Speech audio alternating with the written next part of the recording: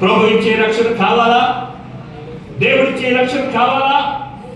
పాపం వల్ల వచ్చే ఆ మరణం కావాలా నీకు? లేక విడుదల కావాలా? స్వేచ్ఛ కావాలా? బానిసగా బ్రతుకుతావా? పాపం నుంచి బయటకు వస్తావా? ఇంకా పాపంలో బ్రతుకుతూ మరణానికి అప్పగిస్తావా నీ ఆత్మని? హల్లెలూయా. ప్రియమైన బిడ్డలారా, గుర్రాన్ని ఎక్కి రావడం కాదు, గాడిని ఎక్కి వచ్చాడు ఆయన. చాలా మంది గుర్రం మీద వస్తే కదా నిజమైన దేవుడు అంటే, నిజమైన రాజు అంటే. హల్లెలూయా. అందుకు రాలేదు ఆయన, సమాధానాన్ని నీకు ఇవ్వడానికి వచ్చాడు. హల్లెలూయా.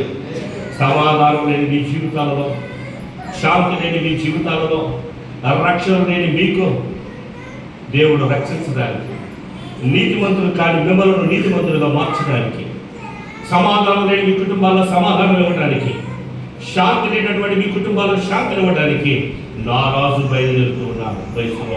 హల్లెలూయా. హల్లెలూయా. ప్రియమైన గమనించండి, అక్కడ ఇంకొక సందర్భం ఉంది.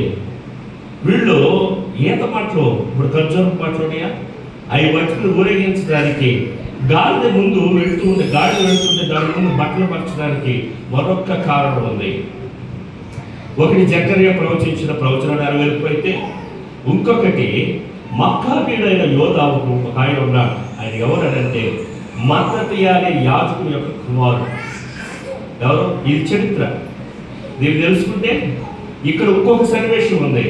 ఇప్పుడు ఆయన మనలో ఉన్నటువంటి పాపాన్ని, మనలో ఉన్నటువంటి ఆ దాసుకు సంఖ్యను చెప్పడానికి కాదు, ఆలయ శుద్ధీకరణ కూడా ఆయన బయలుదేరుతూ ఉన్నాడు, నీ గుండెను శుద్ధి చేయడానికి. హల్లెలూయా. నిన్ను శుద్ధి చేయడానికి కూడా బయలుదేరుతున్నాడు ఆయన. Praise Lord. Praise Lord. అక్కడ ఏం జరిగిందంటే, క్రీస్తు పూర్వం 157వ సంవత్సరం నుండి 167 సంవత్సరం, ఈ 10 సంవత్సరాల చరిత్రలో మక్కాబీయుడైనటువంటి యోదా అక్కడ సిరియా రాజు అయినటువంటి అంతియోకస్ IV అనేటువంటి చక్రవర్తి గారి యుద్ధానికి వెళ్ళాడు. దేనికి వెళ్ళాడంటే, వీళ్ళు యోధా జాతులు పుట్టిన వారు. దేవుడు ఇచ్చినటువంటి ధర్మశాస్త్రం ప్రకారము నడుచుకునేటువంటి యాజకుని కుటుంబంలో నుంచి వచ్చారు. ఈ యాజకుడికి ఎంతమంది? 5 కొడుకులు. జాగ్రత్త కదండి ఈ మాట, 5 కొడుకులు. వీళ్ళు యాజకులు ఏ గోత్రం అమ్మా? లేవి గోత్రం. లేవి గోత్రమేనా? యాజకులు ఏ గోత్రం?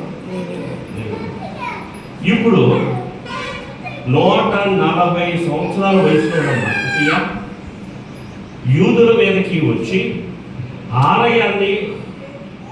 ఆలయ యొక్క ప్రతిష్టతను దెబ్బతీయడానికి దేవుడు మందిరంలో ఉన్నటువంటి బలిపీఠము కాక మరొక బలిపీఠాన్ని కట్టాడు సిరియా రాజు. ఈ బలిపీఠం మీద ఏం చేస్తున్నారంటే, అసహ్యమైన వాటిని అర్పించడం మొదలుపెట్టారు. ఉదాహరణకి పంది. దేవునికి యూదులకు అయిష్టమైనది ఏంటంటే పంది, ఒప్పుకోరు. ఇప్పుడు ఆ బలిపీఠానికి ఏం జరుగుతూ ఉంది? అసహ్యమైనవి వదిలించడం, ధర్మశాస్త్రాన్ని కాల్చేయటం. వారికి ఇప్పుడు బైబిల్ కనబడింది అనుకోండి, ఆనాడు జరిగి అక్కడ పెట్టేశారు. అక్కడ ఒక శాస్త్రం తీసుకొచ్చాడు. ఎవరైనా సరే, యూదులైన వారైనా, యూదేతరులైనా, అన్యులైనా, ఎవరైనా నేను చెప్పినట్టు చేయాలని చెప్పి శాస్త్రాన్ని పుట్టించారు. మహారోషం కలిగినటువంటి మత్తతియా